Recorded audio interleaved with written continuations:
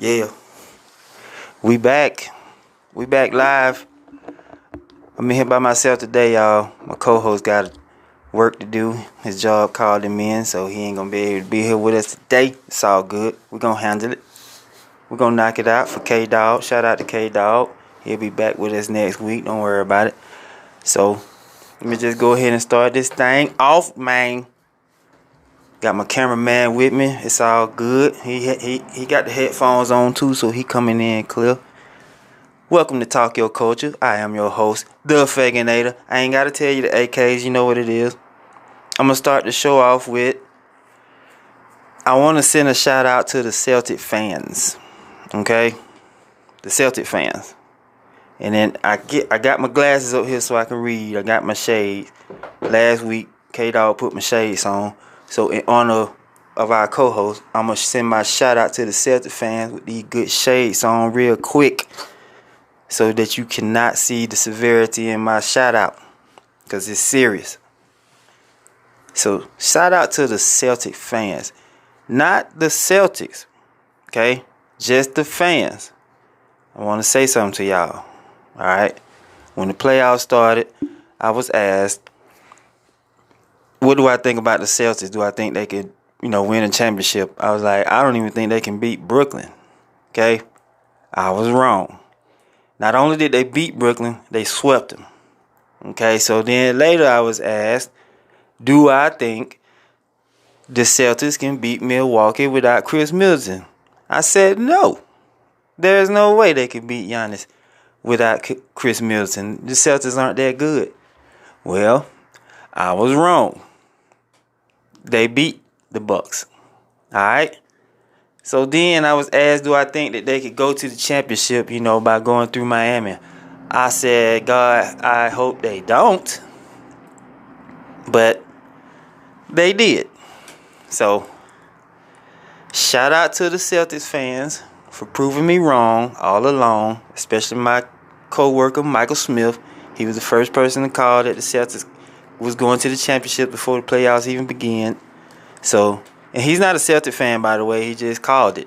He just called it like he always calls stuff. And he called it. So, shout out to the Celtic fans.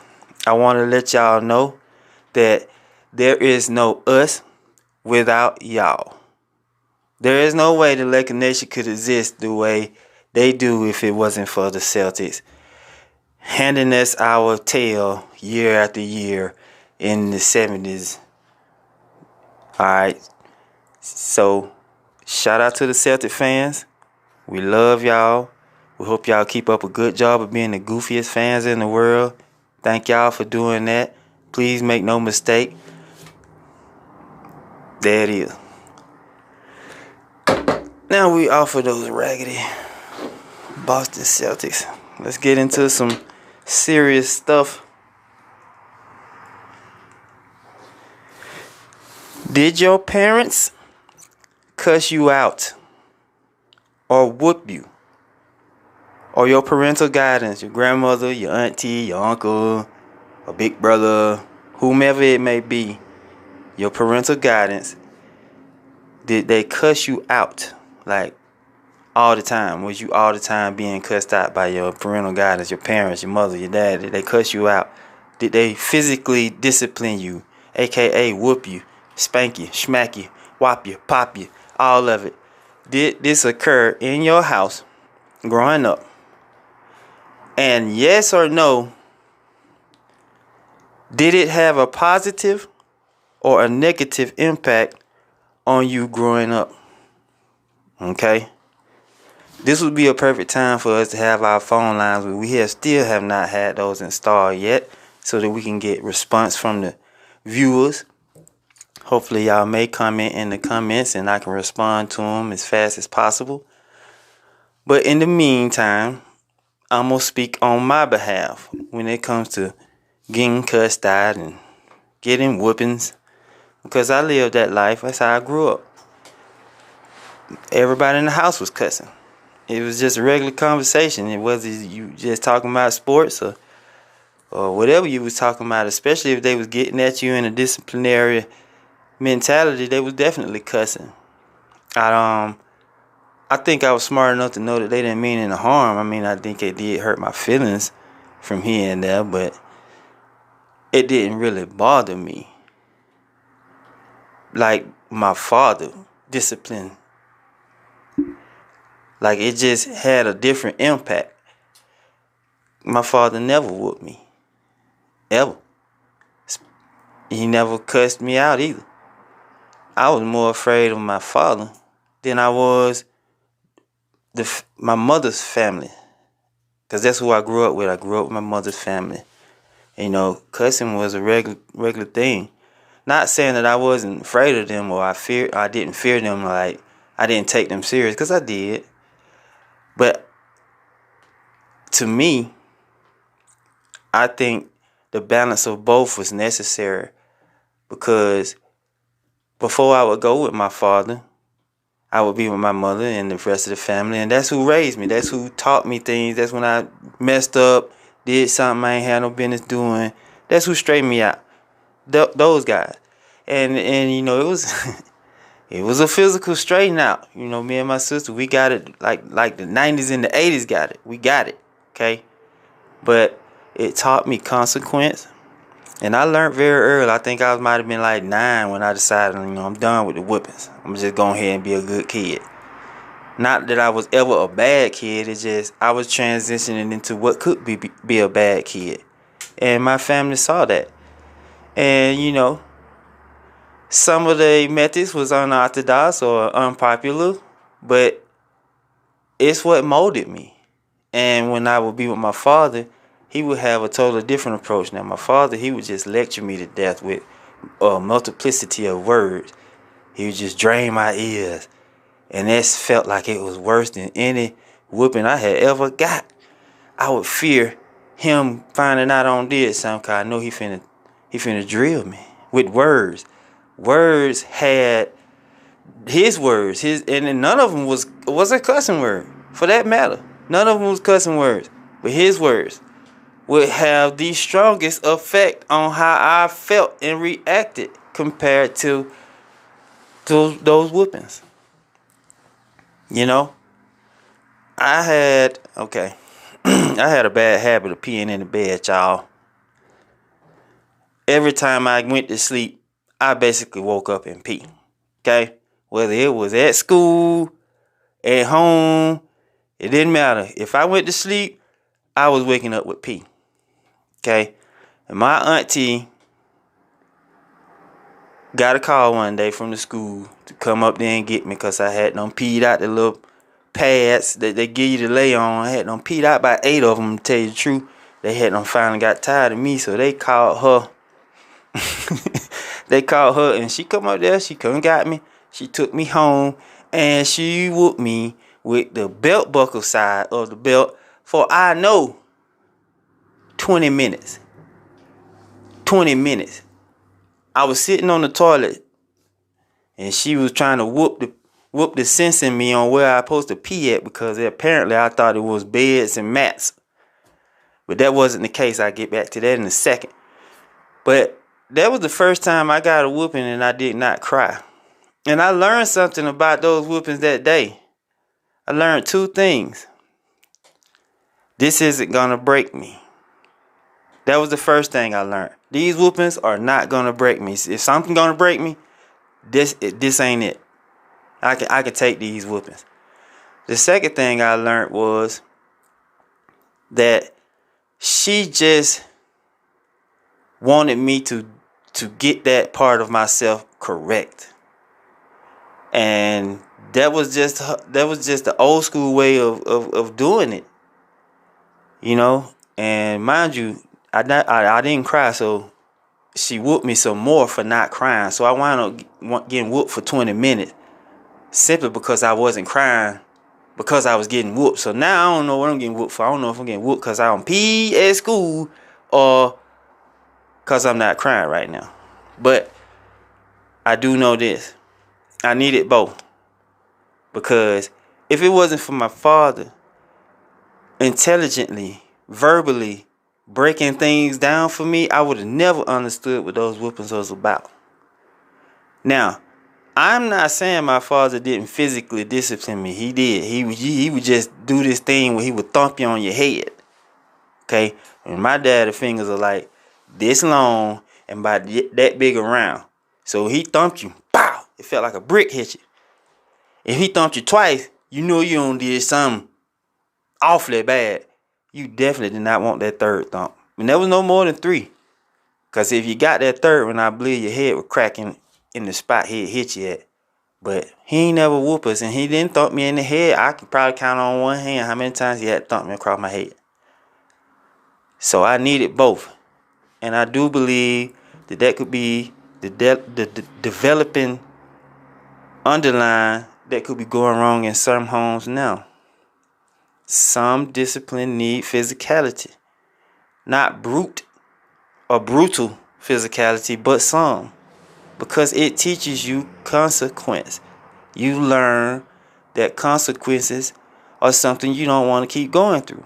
Or you just decide that you don't care about the consequences and then you just going to be who you are, no matter what. But you had to figure that out along the way. There is no real blueprint on that. And I wanted to talk about it because it's been a sensitive subject to me, because I had to transition from what used to be to what goes on now. Because I believed in a lot of physical discipline at first. But I started to see the disconnect between me and my children on that. And I rethought that through and started to do something else. So now I do to them what my dad do to me. I talk their ears off. They get tired of hearing me talk, and I know they do. But it's the only way I can get through to them without popping them upside the head, which is something I used to do. And I just don't do that no more. And if you out there and you grew up getting whoopings and you think, or getting cussed out, okay, and you think that had a negative impact on you, please comment on these things. I'll respond later when I get a chance to. I always go back to the page and check the reviews and see what people said and respond back to them. So if you feel like that this had a positive effect on you, please say that and say why. If you feel like it had a negative effect on you, please say that and say why. Let's move on. All right. Next subject. This question is a question that often get asked the average person on an everyday basis. All the answers are different. But when I get asked this question, I feel like it's a matter of mental strength. Okay? Let me just talk about mental strength real quick, if y'all don't mind. Alright. It's all kinds of muscles in the body.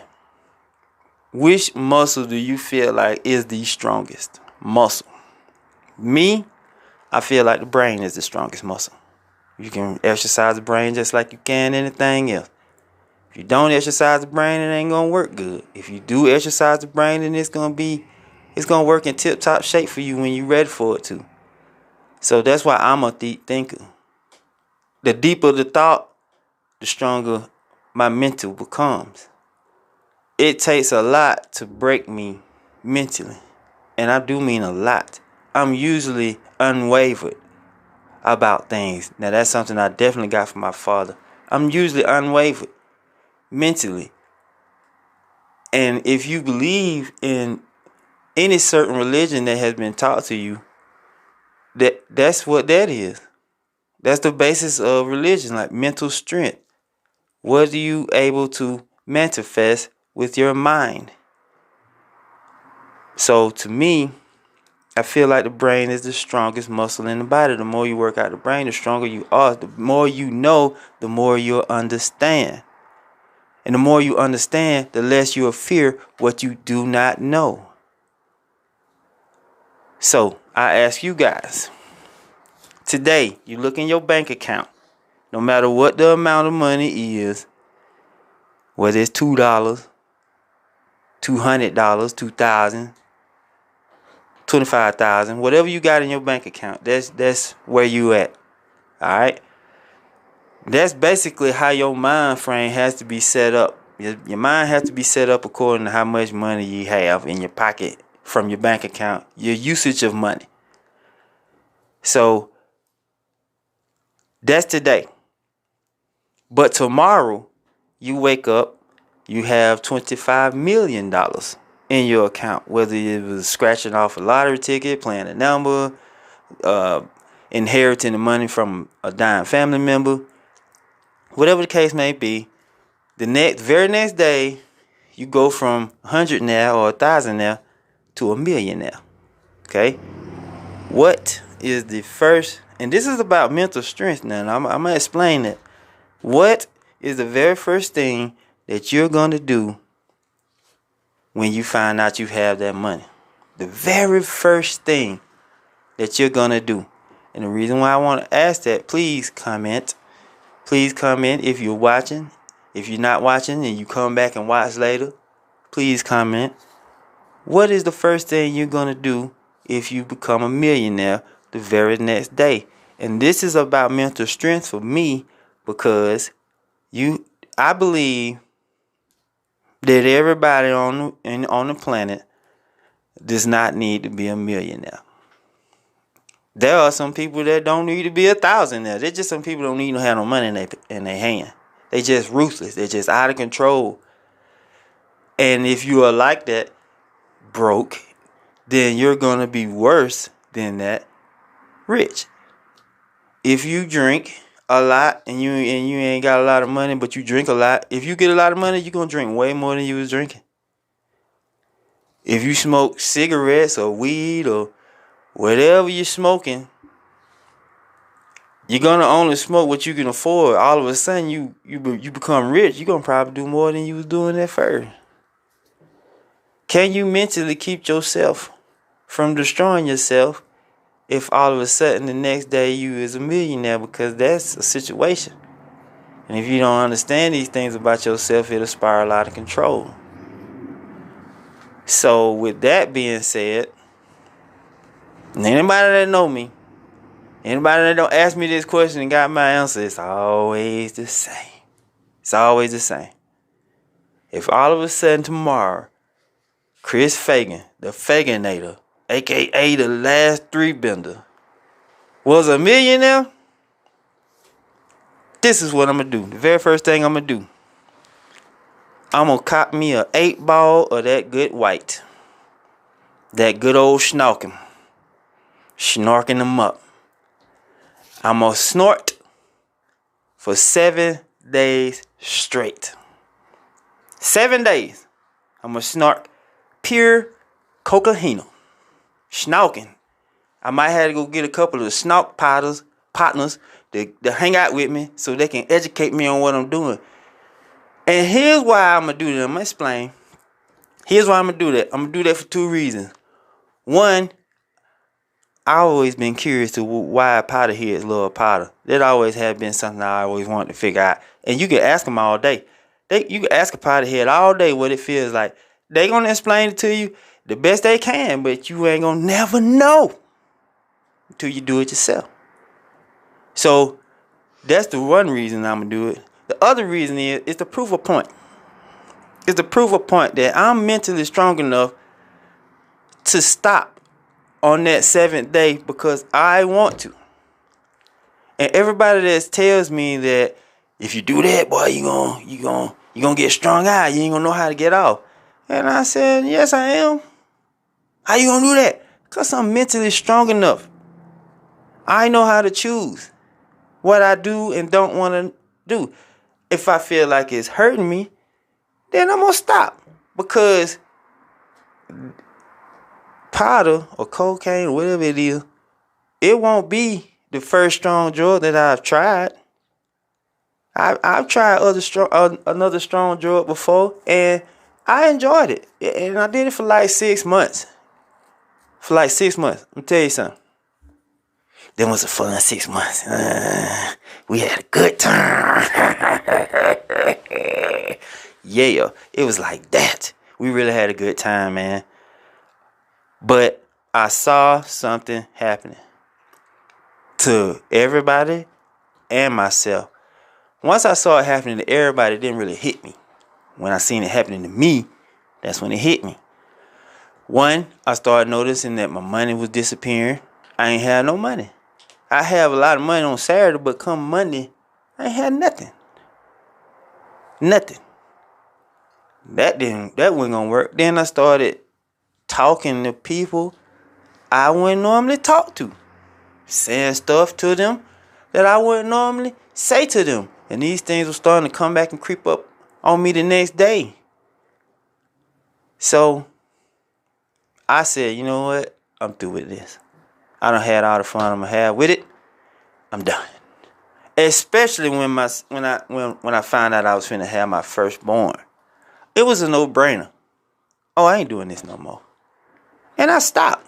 Cold turkey. I didn't have to go to no rehab. I ain't had to have no counselor. I ain't had to ask nobody in my family what they think. I just stopped on my own. It was over. And I ain't never cared to really go back to it. So I know that if I was to do that, I have the mental strength to just stop. Cold turkey. Now, why did I pick 7 days? I don't know. 7 just seemed like a good number, a full week. I might not even make it the whole 7 days. But I'm gonna do it to show people that mental strength is a thing. And you can mentally overcome a lot of stuff if you give yourself the opportunity to educate yourself on things. Now, I can't educate you on snorkeling. That's not my expertise. But after them 7 days, I'll be able to give you a little riff-raff. But right now, I can't tell you nothing. But if you become a millionaire the next day, please comment in the comments. Tell me what you gonna do, the first thing you gonna do. And I will respond to those comments with great feedback. Okay? Cool. Yeah, we flying through these subjects. Let's kill it. Alright, this is one probably get a little testy. If you out there, you got your significant other, girlfriend, boyfriend, husband, wife, side, something, whatever it is. Let's just ask these questions to see where your mental strength is out here in this world of relationships that we are all trying to figure out at a relentless pace. Is it okay for your significant other to have an opposite sex as a best friend? Someone who you go to lunch with, brunch with, movies, bowling, swimming, church. Things you do with your best friend that just so happen to be the opposite sex of your significant other. Is you okay with that? If the answer is yes, please comment and say yes, and then describe to me why you said yes, and I will gladly engage into that conversation with you guys. If the answer is no, please say no and respond why, and I will respond to that. But since I'm the only one here, I'm going to speak on my opinion about this subject. Okay. Someone once asked me, do you think it's possible to love more than one person? So I was like, it's kind of hard to answer that question. It's like a wide open question, a loaded question, if you will. So do you mean, is it possible to love more than one person, or is it possible to be in love with more than one person? And they was like, all right, I guess you make a point. Is it impossible to be in love with more than one person?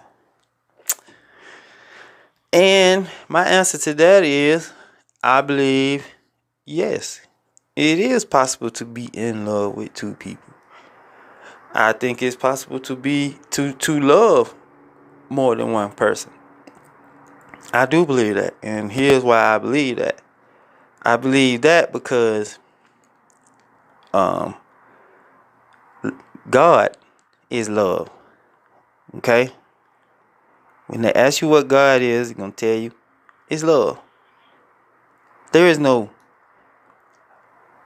immense definition on what God is. It's very simple. It's love. So, and he created us in his image, and that image is to love. That's our genetic design, is to love each other. Sometimes love causes hate, but that's how hate is created, through love. And you love, and whatever you hate, you love to hate it. So it's still always love. It's love. So if he created us in his image, then that's what he wants us to do. He wants us to love one another. And we don't really understand the capacity of what that love is supposed to be. We think we do. We want to know, but we don't. We don't know. You can ask God a million times. You can ask your pastor a million times. You won't ever get a certain answer that is absolutely logically correct. Alright? So I tell to you guys that if you know how to love, then do that. Do that. Do that very thing. Love as many people as you can. Because that's what we're supposed to do. When we start shutting love off, cutting it off, holding it for one person or two people, just these particular circle, like that's a hindering blessing. That's not what our design is. We're not supposed to cut off love. That's where disconnections come from with people. You're supposed to love. So, and I don't know what that capacity is, but I do know this. He created us all. He created some of us stronger than the other ones. There are some guys that can walk in the weight room and they can pick up 250 pounds and throw it in the air 3 or 4 times like it ain't nothing. There are some guys who walk in the weight room and they have to work out for 2 years before they can throw that type of weight up like it ain't nothing.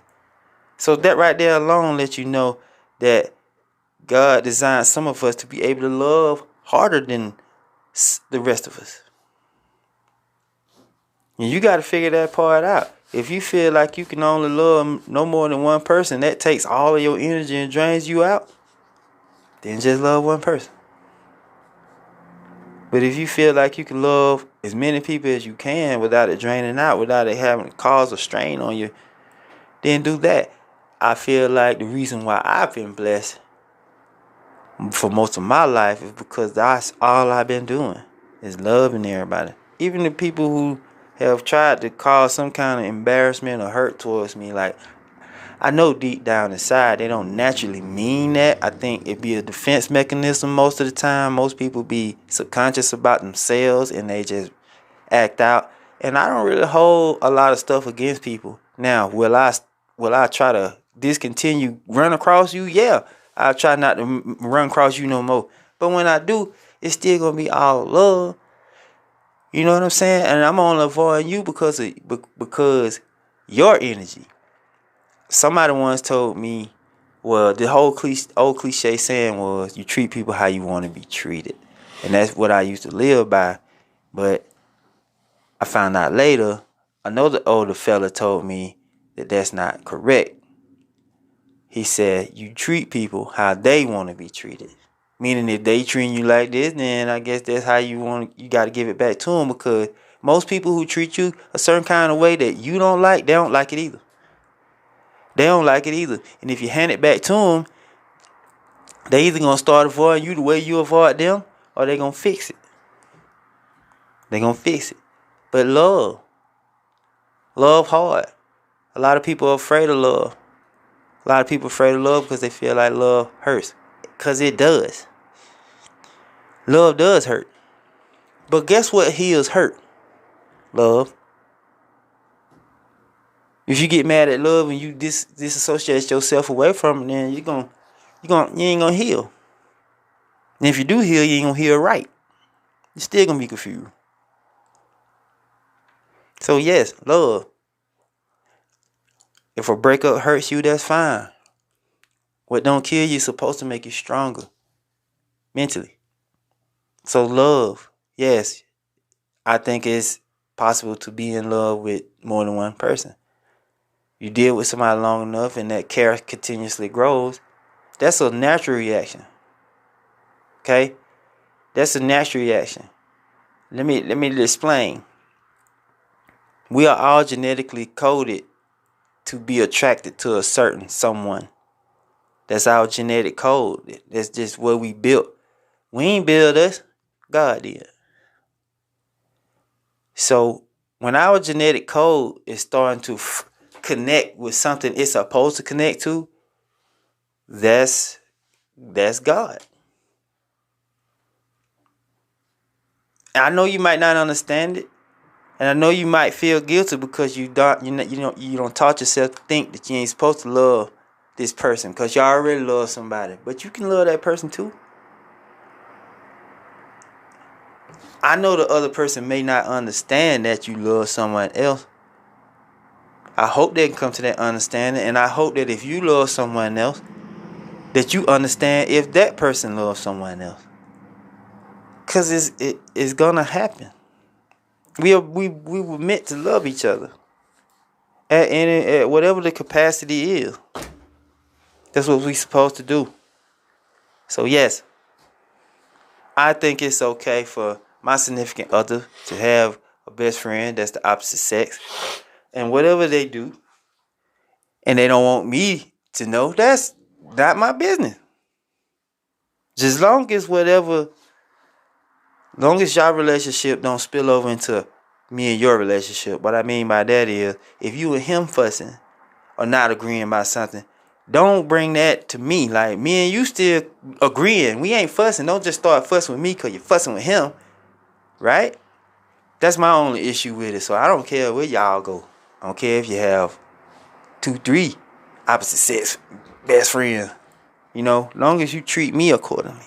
Long as we good together when we together. That's all I'm looking at. Yeah.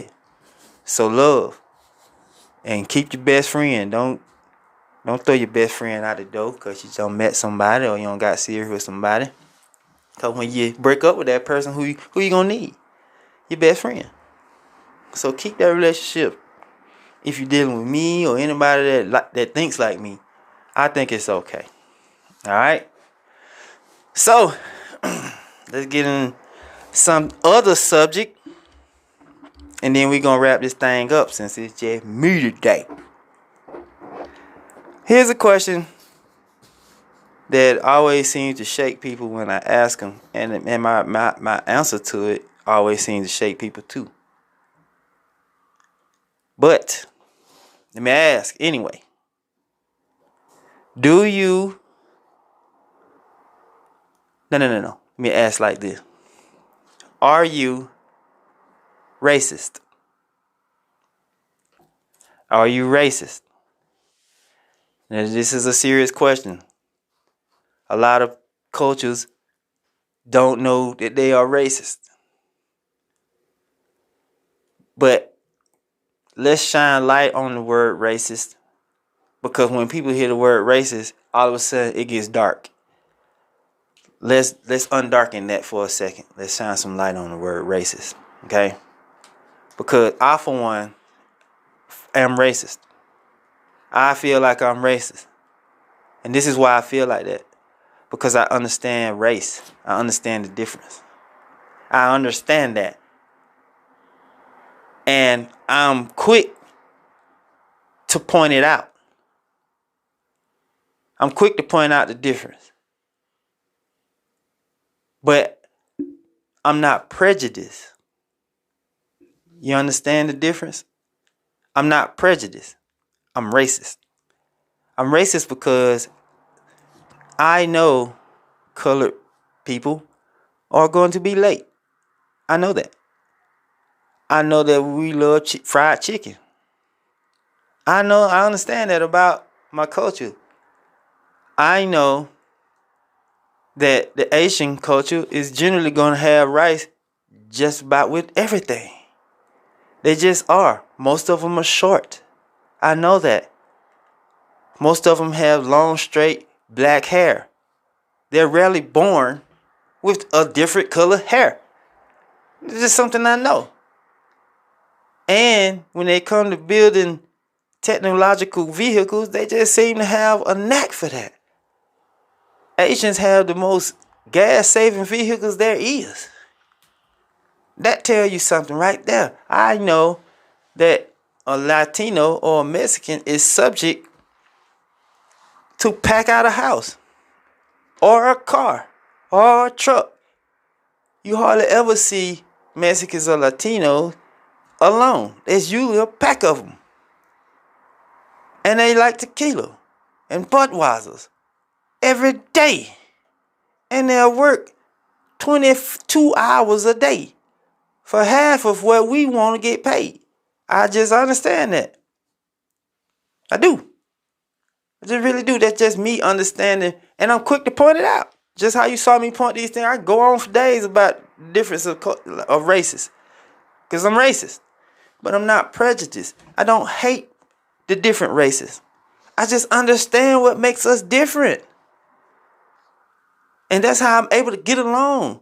I know I cannot go in an urban area acting like I'm from Asia, because I'm going to get checked. I'm going to get checked quick. I cannot go into a Caucasian community acting like I'm from the ghetto. I'm going to get checked. It just is what it is. I know the difference. I'm a racist. I'm not prejudiced. I don't hate nothing about the things that I understand about the difference of us. I don't hate none of it. I just understand it. And I know how to cope. And I hope the next person who is also racist sees me and know how to do the same thing. Like we see each other, but we don't hate each other. Yeah, I know you're not black. And you know I'm not whatever you is, but we don't hate each other. But I really feel like I'm definitely probably the most racist person I know. Let me tell you something. That ain't a bad thing.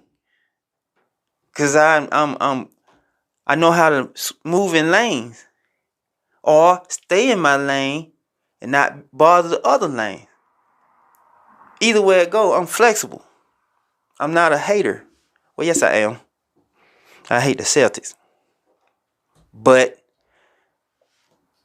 I ain't no real like racist or prejudice hater. Like I just hate a certain NBA basketball team. That's all. But at least I can explain why I hate them. I ain't gonna explain it now, but I can explain why I hate something. I think that's why hating things look bad.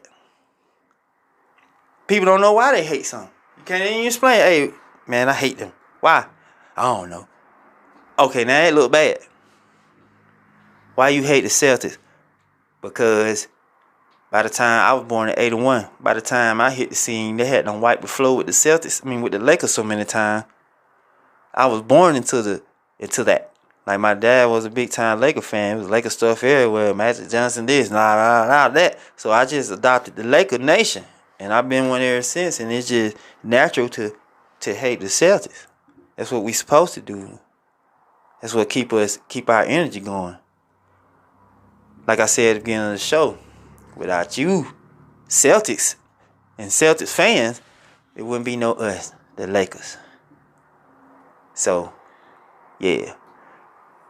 Again, for the Celtics fans, there you go. Take that to the house, wrap it up, put it in a microwave, warm it up for about 2 seconds. It don't take that long to warm it up, but that thing edible. Look at it. Can you zoom in on that camera? Nah, don't zoom in on it. They got it. Please get in those comments. Talk about some of this chatter that I just ran through with y'all. I normally want to go about an hour, but since I had to do it solo dolo, we just gonna cap it off a little bit earlier today.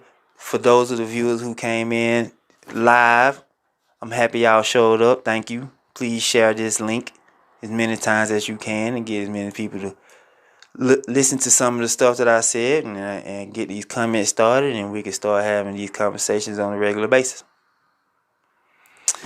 So, that's it for today. I'm finna wrap this thing up. Go get a sausage biscuit.